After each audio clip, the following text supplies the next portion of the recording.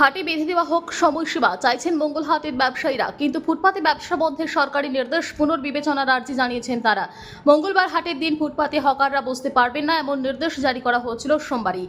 মাইকে করে সেই ঘোষণাও করা হয়েছিল, কিন্তু সরকারের এই সিদ্ধান্তের জেরে কার্যত মাথায় হাত হাটের ব্যবসায়ীদের।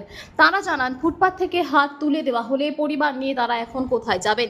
এদিকে সোমবার রাতে মঙ্গলহাটের ব্যবসায়ীদের ফুটপাতে বসতে বাধা দেয় পুলিশ। হাট ব্যবসায়ীরা রাজ্য সরকারের কাছে আবেদন জানিয়েছেন তাদের ব্যবসার জন্য নির্দিষ্ট সময়সীমা বেঁধে দেওয়া হোক, তাদের নিয়ে আলোচনায় বসা হোক, কিন্তু এমন তড়িঘড়ি সিদ্ধান্ত যেন না নেওয়া হয়। হাটের ব্যবসায়ীরা বলেন, আমরা ফুটপাতে দীর্ঘদিন ধরে ব্যবসা করি, যদি আমাদের ব্যবসা করতে না দেওয়া হয় তাহলে আমরা পরিবার নিয়ে পথে বসবো। আমাদের একটা সময়সীমা স্থির করে দেওয়া হোক, তাহলে আমরা ব্যবসা করতে পারবো। আমরা পরিবর্তন চেয়েছিলাম, রাজ্যে নতুন সরকার এসেছে, কিন্তু সরকার আমাদের পেটে লাথি মারলে আমাদের রুজি রোজগার বন্ধ হয়ে যাবে।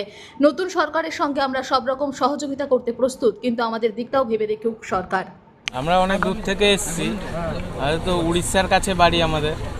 এবারে আজকে হঠাৎ করে এসে দেখছি এরকম পরিস্থিতি, দোকানপাট বন্ধ, অনেকে দোকান খুলতে পারছে না, রাস্তায় তো পুরো ফাঁকা করে দিয়েছে, একদম রাস্তায় বসতে দিচ্ছে না। এরা তো সবাই রাস্তায় এখানে বসতো না, তো একটা টাইমের মধ্যে এলে আমরা খুবই ভালো হতো, আমাদের সুবিধা হতো। আমি কাটোয়া থেকে এসেছি, 144 কিলোমিটার রাস্তা, মাল নিতে এসেছি, ফুটপাতে ব্যবসা করে খাই।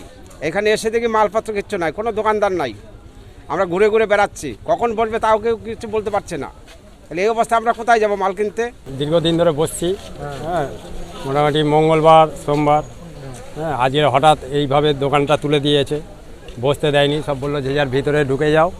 ভিতরে এখন এইভাবে বসতে দিয়েছে, এবার সামনের সপ্তাহ থেকে বসতে দেবে কি না দেবে তার কোনো ঠিক ঠিকানা নেই। আমরা জানতাম না, দুপুরের 11টার পরের দিকে একবার মাইক নিয়ে হেঁকেছিল যে কালো পিচের উপরে কেউ বসবে না, এইভাবে বলেছিল। কিন্তু আমরা থেকে সেইভাবে শুনে ওই চুপচাপ মেরেছিলাম, কিন্তু সরকার ফুটপাতে কিছু করা চলবে না, তোমার ভেতরে বসলে বসতে পারো, ফুটপাতে ভিতরে বসতে দেবে তার কোনো গ্যারান্টি নেই।